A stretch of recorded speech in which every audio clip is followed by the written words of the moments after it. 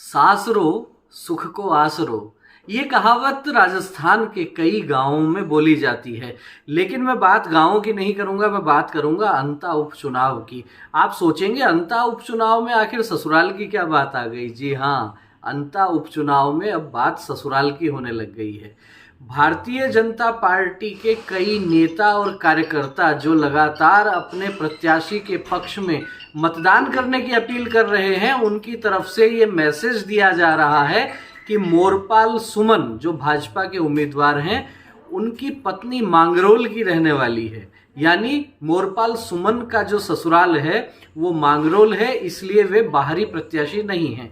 अंता उपचुनाव में स्थानीय और बाहरी का मुद्दा जोरदार गरमाया हुआ है और टिकट वितरण से पहले भी भारतीय जनता पार्टी के कार्यकर्ताओं में स्थानीय और बाहरी को लेकर खासा दबाव बना हुआ था, लगातार चर्चा हो रही थी। ऐसे में भाजपा के नेता और कार्यकर्ता जो मैसेज, जो अपील व्हाट्सएप के माध्यम से कर रहे हैं, उसमें एक बड़ी बात ये आ रही है, उनकी तरफ से ये कहा जा रहा है कि इस चुनाव में जनबल और धनबल के बीच मुकाबला है। सीधे सीधे प्रमोद जैन भाया की तरफ इशारा करते हुए भाजपा के नेता और कार्यकर्ता कह रहे हैं कि वे धनबल के सहारे चुनाव लड़ते हैं, वहीं भारतीय जनता पार्टी के प्रत्याशी मोरपाल सुमन जनबल के सहारे चुनाव लड़ते हैं। और इस मैसेज में आगे ये बात आती है कि मोरपाल सुमन की पत्नी का गांव मांगरोल है, जो कि अंता विधानसभा क्षेत्र में आता है, इसलिए वे भी वहीं के हैं। तो क्या जिस व्यक्ति का ससुराल जहां होता है, क्या वो वहीं का हो जाता है?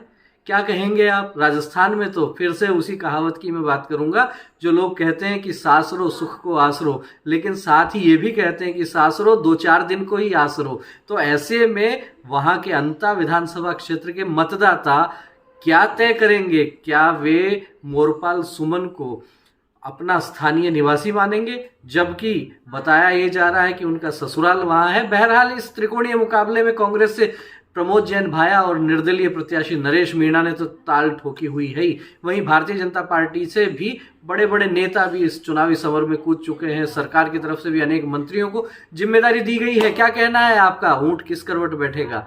किसको मिलेगा जीत का उपहार? कमेंट करके अवश्य अवगत करवाएं।